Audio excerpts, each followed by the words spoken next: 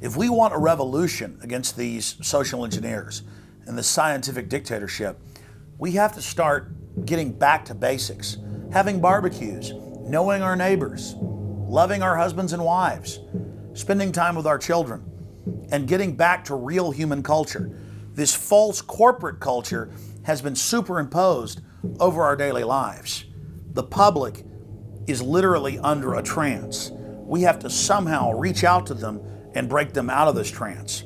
And as the globalists destroy our standard of living and bring in their police state, a lot of people are beginning to wake up and realize that what they've been told all their lives was a lie. But it's essential that we, the people, are there to reach out to our fellow Americans and our fellow human beings and show them the truth. But the scientific dictatorship needs more than just a secret police network to carry out their plan. Citizen spies at every level of society have been recruited to keep their eyes and ears focused on everything their neighbors and co-workers are doing and saying. More than 50,000 private sector executives have been recruited by FEMA to secretly serve as deputy FBI informants under the InfraGard program. Now there are more than 75,000 preachers serving FEMA in the clergy response teams. Internal FEMA documents reveal that the majority of America's pastors now serve as agents of the shadow government. They are even instructed on how and what to preach. And as KSLA News 12 Jeff Farrell discovered, the clergy would help the government with potentially their biggest problem, us. From my cold, dead hands. Charlton Heston's famous declaration captures a truly American value, the overarching desire to protect our freedoms. But gun confiscation is exactly what happened during the state of emergency following Hurricane Katrina in New Orleans. U.S. troops also arrived, something far easier to do even now thanks to last year's elimination of the 1878 Posse Comitatus Act. That forbid U.S. troops from policing on American soil. If martial law were enacted here at home, public fears and quelling dissent would be critical. And that's exactly what the clergy response team, as it's called, helped accomplish in New Orleans. Jeff, the primary thing that we say to anybody is let's cooperate and get this thing over with, and then we'll settle the differences once the crisis is over. Such clergy response teams would walk a tightrope between the needs of the government versus the wishes of the public. In a lot of cases, these clergy would already be known in the neighborhoods in which they're helping to defuse that situation. For the clergy, one of the biggest tools that they will have in helping calm the public down or obey the law is the Bible itself, specifically Romans 13. Because the government is established by the Lord, and that's what we believe in the Christian faith. That's what's stated in the Scripture. They prepare their flocks like sheep to the slaughter for gun confiscation, forced inoculation, and they tell them that it is a blessing to have their families broken up and put into FEMA camps. Irland, Frankreich, Portugal, Spanien, die Schweiz, Liechtenstein, Luxembourg, Polen, Ungarn, Romania. Adolf Hitler bragged that his most powerful domestic tool, used by the Nazis to control the people, was the servile clergy.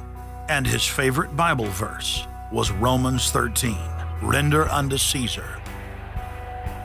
Either you are with us or you are with the terrorists. The scam was launched as a simple bait and switch. The government recruited the public by telling them that they were needed in the fight against Al-Qaeda.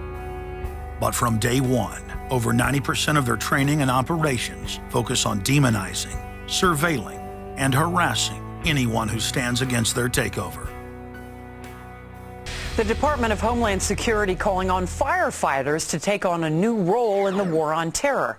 The idea to be the eyes for the U.S. government when they're inside a home.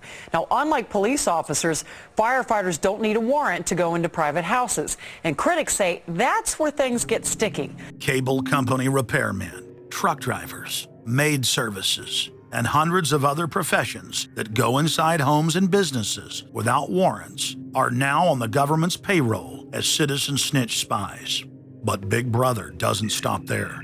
Children are being indoctrinated inside the public schools nationwide to spy on their parents. You can give information without having to give your name. You guys can get paid for good tips up to $200. The New York Times praised public school programs in the United States and England that are training children to report their parents for eco-crimes, like taking a hot bath or letting the water run while you brush your teeth. All of that violates their carbon footprint credit allotment.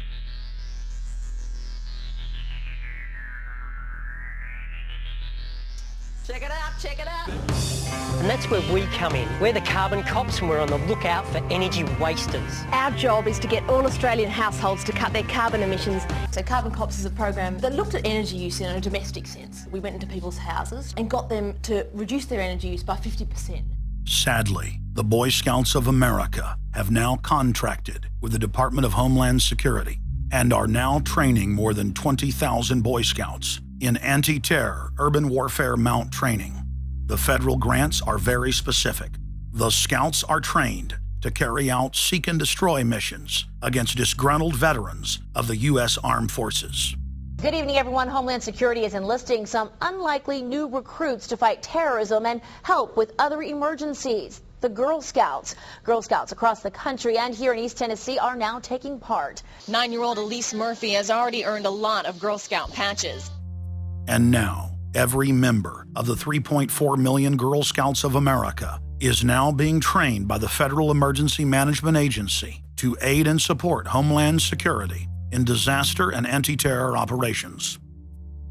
One of the things that if you talk to our generals, they are desperate for is a civilian counterpart to our military forces. Everybody somewhere between the ages of 18 and 25 will serve 3 months of basic training and understanding in a kind of civil defense. So is this compulsory then? Well, you have to, in the sense, it's required of everybody, 18 to 25, 3 months, and at some point at that point you do it. Creating citizen armies in one way is, it's disgusting, because what you do is you get young kids and you can mold their minds easily. And we saw them chanting and crying, and they'll follow any leader, whether it's in a black shirt, a brown shirt, a red shirt, whatever the shirt might be. Another branch of Homeland Security, the Corporation for National and Community Service, is setting up literally hundreds of other private uniformed youth groups. The White House has introduced legislation to establish forced national service for all Americans between the ages of 16 and 64.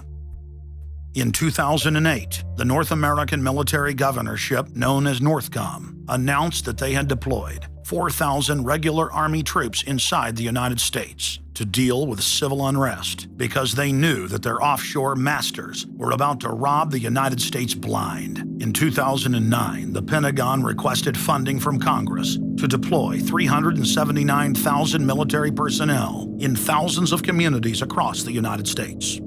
And now, legislation has been introduced in Congress to expand a system of FEMA concentration camps across the United States under the National Emergency Centers Act, H.R. 645. The Republic is hanging by a thread. The last vestiges of our free system of government are being swept away. You know, you got time to watch baseball, you got time to watch football, you got time to entertain yourself, but I think a knowledgeable public we're losing, and we've got to get people back on track to paying attention, because if you don't pay attention to your government and what they're doing, you're going to pay some dire consequences for it. Unless we become active and become influential in the power centers of society, there's nothing we can do about it. Just knowing about it is not enough. And as long as we are given at election time an option between the Republican candidate or the Democrat